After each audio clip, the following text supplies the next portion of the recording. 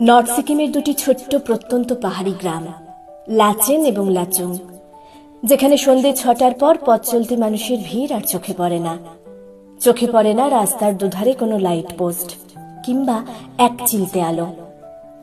এমনকি রাস্তার উপর ছোট ছোট দোকানগুলোও বন্ধ হয়ে যায়। হোটেল সংলগ্ন কিছু দোকান হোটেলের ভিতরেই খোলা থাকে। কি আশ্চর্য, তাই না? এদিকে পাহাড়ি পথ কঠিন এবং দুর্গম, একদিকে পাহাড়ের এবড়ো খেবড়ো প্রাচীর মাথা উঁচু করে দাঁড়িয়ে, আর অন্যদিকে সুবিশাল খাদ, আর তারই মাঝে সরু চড়াই উতরাই আলোবিহীন রাস্তা।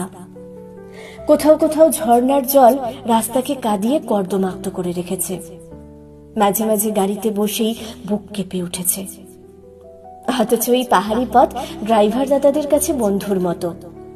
কত সহজেই তারা পর্যটকদের সাবধানতার সাথেই যথা জায়গায় পৌঁছে দিয়েছে বা দিচ্ছে।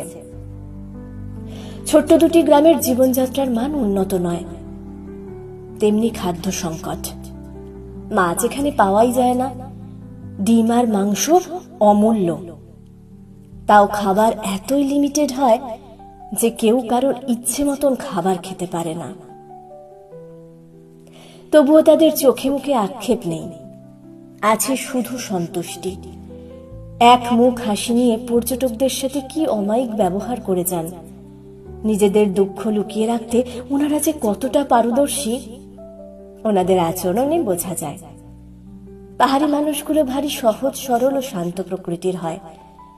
পাহাড়ি মানুষদের থেকে ধৈর্য আর অল্প পাওয়ায় সন্তুষ্ট থাকতে কি করে হয় সেটা ভীষণভাবে শিখতে হয়।